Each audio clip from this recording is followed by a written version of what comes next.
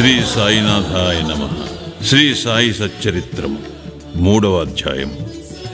సాయిబాబా అనుమతి, వాగ్దానము, భక్తులకు బాబా నియమించిన పనులు, బాబా కథలు, సముద్ర మధ్యమున దీపస్తంభములు, బాబా ప్రేమ, రోహిలా కథ, అమృతతుల్యములైన బాబా పలుకులు, సాయిబాబా యొక్క అనుమతియు వాగ్దానము.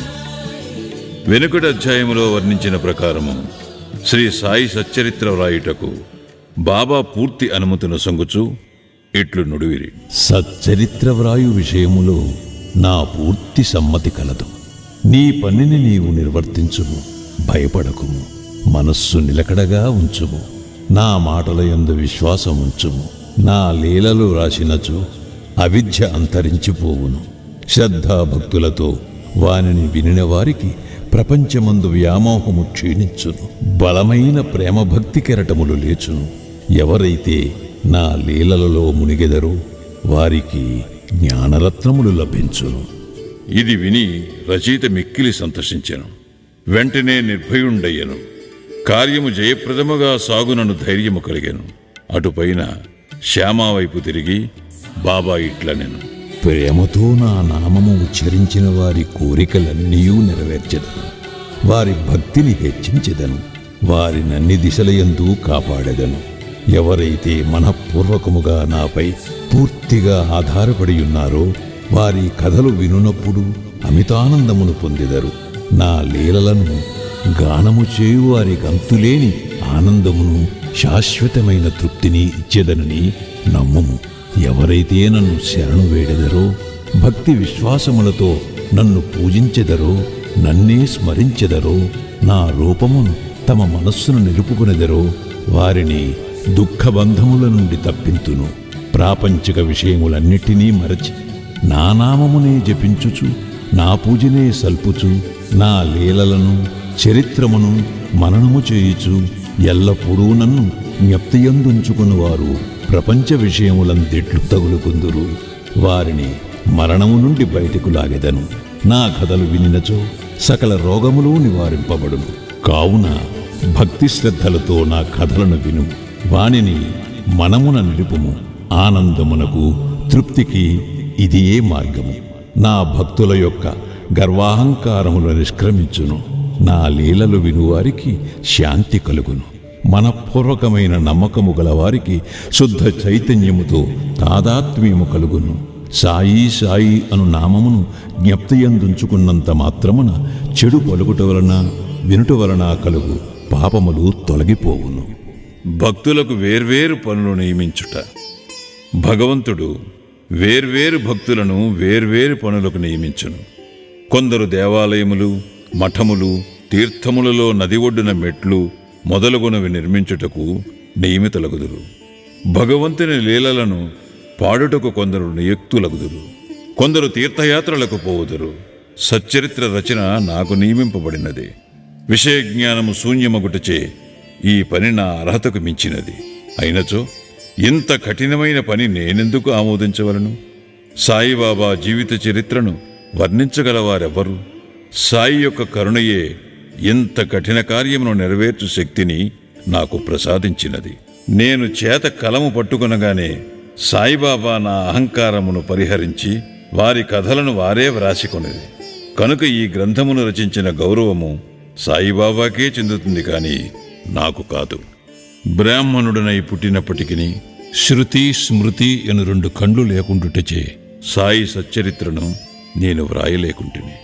కానీ భగవంతుని అనుగ్రహము మూగవానిని మాట్లాడినట్లు చేయును, కుంటివానిని పర్వతము దాటునట్లు చేయును. తన ఇచ్ఛానుసారము పనులు నెరవేర్చుకుని చాతుర్యము ఆ భగవంతునికే కలదు. హార్మోనియమునకు గాని వేణువునకు గాని ధ్వనులు ఎట్లు వచ్చుచున్నవో తెలియదు. అది వాయించువానికే తెలియను. చంద్రకాంతము ద్రవించుట, సముద్రము పొంగుట వాని వాని వల్ల జరగవు. అది చంద్రోదయములో జరుగును. బాబా కథలు దీపస్తంభములు. సముద్ర మధ్యమందు దీపస్తంభములుండును. పడవలపై పోవారు ఆ వెలుతురుతో రాళ్ళు, రప్పల వల్ల కలుగు హానులను తప్పించుకొని సురక్షితముగా ప్రయాణింతురు. ప్రపంచమను మహాసముద్రములో బాబా కథలను దీపములు దారిచూపును. అవి అమృతము కంటే తియ్యగా నుండి ప్రపంచయాత్ర చేయు మార్గమును సులభముగను సుగమముగను చేయును. యోగీశ్వరుల కథలు పవిత్రములు. అవి మన చెవుల ద్వారా హృదయమందు ప్రవేశించినప్పుడు శరీర స్పృహయును అహంకారమును ద్వంద్వ భావములను నిష్క్రమించును. మన హృదయమందు నిల్వయుండిన సందేహములు పటాపంచలైపోవును. శరీర గర్వము మాయమైపోయి కావలసినంత జ్ఞానము నిల్వ చేయబడును. శ్రీ సాయిబాబా కీర్తి వర్ణనలు ప్రేమతో పాడినగాని వినినగాని భక్తుని పాపములు పటాపంచలగును. కాబట్టి ఇవియే మోక్షమునకు సులభ సాధనములు. కృతయుగములో శమదమములు అనగా నిశ్చల మనస్సు శరీరము, త్రేతాయుగములో యాగము, ద్వాపరయుగములో పూజ, కలియుగములో భగవన్మహిమలను నామములను పాడుట మోక్ష మార్గములు. 4 వర్ణముల వారు ఈ చివరి సాధనమును అవలంబించవచ్చును. తక్కిన సాధనములు అనగా యోగము, యాగము, ధ్యానము, ధారణము అవలంబించుట కష్టతరము. కానీ భగవంతుని కీర్తిని మహిమను పాడుట అతి సులభము. మన మనస్సును మాత్రము అటువైపు త్రిప్పవలెను. భగవత్ కథలను వినుట వలన పాడుట వలన మనకు దేహాభిమానము తొలగిపోవును. అది భక్తులను నిర్మోహులుగా చేసి తుదకు ఆత్మసాక్షాత్కారము పొందినట్లు చేయును. ఈ కారణము చేతనే సాయిబాబా నాకు సహాయపడి నాచే ఈ సచ్చరితామృతమును వ్రాయించాను. భక్తులు దానిని సులభముగా చదువగలరు, వినగలరు. చదువునప్పుడు వినున్నప్పుడు బాబాను ధ్యానించవచ్చును. వారి స్వరూపమును మనస్సునందు మననము చేసుకునవచ్చును. ఈ ప్రకారముగా గురువునందు తదుపరి భగవంతుని యందు భక్తి కలుగును. తుదకు ప్రపంచమందు విరక్తి పొంది ఆత్మసాక్షాత్కారము సంపాదించగలుగుదుము. సచ్చరితామృతము రాయుట, తయారు చేయుట బాబా యొక్క కటాక్షము చేతనే సిద్ధించినవి. నేను నిమిత్తమాత్రుడుగానే యుంటిని. సాయిబాబా యొక్క మాతృప్రేమ. ఆవు తన దూడనెట్లు ప్రేమించునో అందరికీ తెలిసిన విషయమే. దాని పొదుగెల్లప్పుడూ నిండియే యుండును. దూడకు కావలసినప్పుడెల్లా కుడిచినచో పాలు ధారగా కారును. అలాగుననే బిడ్డకు ఎప్పుడు పాలు కావలనో తల్లి గ్రహించి సకాలమందు పాలిచ్చును. బిడ్డకు గుడ్డలు తొడుగుటయందును అలంకరించుటయందును తల్లి తగిన శ్రద్ధ తీసుకుని సరిగా చేయును. బిడ్డకు ఈ విషయమేమీ తెలియదు. కాని తల్లి తన బిడ్డలు చక్కగా దుస్తులు ధరించి అలంకరింపబడుట చూచి అమితానందము పొందును. తల్లి ప్రేమకు సరిపోల్చదగినదేదియూ లేదు. అది అసామాన్యము, నిర్వ్యాజము. సద్గురువులు కూడా ఈ మాతృప్రేమ వారి శిష్యులందు చూపుదురు. సాయిబాబాకు కూడా నా యందట్టి ప్రేమయుండెను. దానికి క్రింది ఉదాహరణమొకటి. 1916వ సంవత్సరంలో నేను సర్కారు ఉద్యోగము నుండి విరమించితిని. నాకీయ నిశ్చయించిన పింఛను కుటుంబమును గౌరవముగా సాకుటకు చాలదు. గురు పౌర్ణమి నాడు ఇతర భక్తులతో నేను కూడా షిరిడీకి పోయి తిని. అన్నా చించినీఖర్ నా గురించి బాబాతో ఇట్లనెను: దయచేసి ఈ అన్నాసాహెబ్ యందు దాక్షిణ్యము చూపుము. వానికి వచ్చు పింఛను సరిపోదు. వాని కుటుంబము పెరుగుచున్నదే. వానికి ఇంకేదైనా ఉద్యోగం ఇప్పించుము. వాని ఆతురతను తీసి నిశ్చింతను కలుగు చేయుము.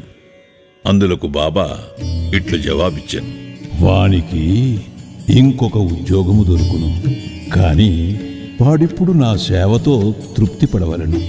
వాని భోజన పాత్రలు ఎప్పుడూ పూర్ణముగానే ఉండును. అవి ఎన్నటికీ నిండుకొను. వాని దృష్టినంతటినీ నా వైపు త్రిప్పవలను. నాస్తికుల దుర్మార్గుల సహవాసమును విడువవలను. అందరి ఎడల అణుకువ నమ్రతలు ఉండవలను. నన్ను హృదయపూర్వకముగా పూజించవలను. వాడిట్లు చేసినచో శాశ్వతానందం పొందును. నన్ను పూజింపుడను దానిలోనే ఈ నన్ను అనగా ఎవరు అను ప్రశ్నకు సమాధానము ఈ గ్రంథము యొక్క ఉపోద్ఘాతములో సాయిబాబా ఎవరు అను శీర్షిక క్రింద చెప్పిన దానిలో విశదీకరింపబడి ఉన్నది. చూడుడు. రోహిలా కథ. రోహిలా కథ విన్నచో బాబా ప్రేమ ఎట్టిదో బోధపడను. పొడుగాటివాడును, పొడుగైన చొక్కా తొడిగినవాడును, బలవంతుడునగు రోహిలాయొకడు బాబా కీర్తి విని ఆకర్షితుడై షిరిడీలో స్థిర నివాసము ఏర్పరచుకొనెను. రాత్రింబగళ్ళు ఖురానులోని కల్మాను చదువుచూ అల్లాహో అక్బర్ అని ఆబోతు రంకె వేయునట్లు బిగ్గరగా నరుచుచుండెను. అందువలన పగలంతయూ పొలములో కష్టపడి పనిచేసి ఇంటికి వచ్చిన షిరిడీ ప్రజలకు రాత్రి నిద్రాభంగమును అసౌకర్యమును కలుగుచుండెను. కొన్నాళ్ల వరకు వారు దీనిని ఓర్చుకునిరి. తుదకు ఆ బాధను ఓర్వలేక బాబా వద్దకేగి రోహిలా అరుపులు ఆపమని బ్రతిమాలిరి. బాబా వారి ఫిర్యాదును వినకపోవటయే కాక వారిపై కోపించి వారి పనులు వారు చూచుకొనవలసినదే కాని రోహిలా జోలికి పోవద్దని మందలించిరి. రోహిలాకు ఒక దౌర్భాగ్యపు భార్య గలదనియు, ఆమె గయ్యాలి అనియు, ఆమె వచ్చి రోహిలాను తనను బాధ పెట్టుచున్నదనియు రోహిలా ప్రార్థనలు విని ఆమె ఏమీ చేయలేక ఊరకు యుండుననియు బాబా చెప్పెను. నిజముగా రోహిలాకు భార్యయే లేదు. భార్య అనగా దుర్బుద్ధి అని బాబా భావం. బాబాకు అన్నిటికంటే దైవ ప్రార్థనలయందు మిక్కుటమగు ప్రేమ. అందుచే రోహిలా తరపున వాదించి ఊరిలోని వారి నోపికతో నోర్చుకుని ఆ అసౌకర్యమును సహింపవలసినదనియు అది త్వరలో తగ్గుననియు బాబా బుద్ధి చెప్పెను. బాబా యొక్క అమృతతుల్యమగు పలుకులు. ఒకనాడు మధ్యాహ్నం హారతైన పిమ్మట భక్తులందరూ తమ తమ పసలకు పోవుచుండిరి. అప్పుడు వారికి బాబా ఈ క్రింది చక్కని ఉపదేశమిచ్చిరి. మీరెక్కడ ఉన్నను, ఏమి చేయుచున్నను నాకు తెలియనని బాగుగా జ్ఞాపకముంచుకొనుడు. నేనందరి హృదయముల పాలించువాడను, అందరి హృదయములలో నివసించువాడను. నేను ప్రపంచమందు గల చరాచర జీవకోటిని ఆవరించియున్నాను. ఈ జగత్తును నడిపించువాడను, సూత్రధారిణి నేనే. నేనే జగన్మాతను. త్రిగుణముల సామరస్యమును నేనే. ఇంద్రియ చాలకుడను నేనే. సృష్టి స్థితి లయకారకుడను నేనే. ఎవరైతే తమ దృష్టిని నా వైపు త్రిప్పెదరో వారికి ఏ హాని గాని బాధ కాని కలుగదు. నన్ను మరచిన వారిని మాయ శిక్షించును. పురుగులు, చీమలు తదితర దృశ్యమాన చరాచర జీవకోటి అంతయు నా శరీరమే, నా రూపమే. ఈ చక్కని అమూల్యమైన మాటలు విని వెంటనే నా మనస్సులో ఏ నౌకరీ కొరకు యత్నించక గురుసేవలోనే నిమగ్నమొగుటకు నిశ్చయించుకుంటుని. కాని అన్నా చించినీకరు ప్రశ్నకు బాబా చెప్పిన సమాధానము నా మనస్సునందుండెను. అది జరుగునా లేదా అని సందేహము కలుగుచుండెను. భవిష్యత్తులో బాబా పలికిన పలుకులు సత్యములైనవి. నాకొక సర్కారు ఉద్యోగము దొరికెను. కాని అది కొద్ది కాలము వరకే. అటు పిమ్మటి వేరే పని ఏదియూ చేయక శ్రీ సాయి సేవకు నా జీవితమంతయు సమర్పించి తిని. ఈ అధ్యాయమును ముగించబోవు ముందు చదువరులకు నేను చెప్పేదేమనగా, బద్ధకము, నిద్ర, చంచల మనస్సు, దేహాభిమానము మొదలగు వాణిని విడిచి వారు తమ యావత్తు దృష్టిని సాయిబాబా కథల వైపు త్రిప్పవలను. వారి ప్రేమ సహజముగా నుండవలను. వారు భక్తి యొక్క రహస్యమును తెలుసుకుందురుగాక. ఇతర మార్గమును అవలంబించి అనవసరముగా అలసిపోవద్దు. అందరూ ఒకే మార్గమును త్రొక్కుదురుగాక, అనగా శ్రీ సాయి కథలను విందురుగాక. ఇది వారి అజ్ఞానమును నశింపచేయును, మోక్షమును సంపాదించి పెట్టును. లోభి ఎక్కడ ఉన్నప్పటికీ వాని మనస్సు తాను పాతుపెట్టిన సుత్తునందేయుండునట్లు బాబాను కూడా ఎల్లరూ తమ హృదయములందు స్థాపించుకుందురుగాక. 3వ అధ్యాయం సంపూర్ణం. సద్గురు శ్రీ సాయినాథార్పణమస్తు. శుభం భవతు.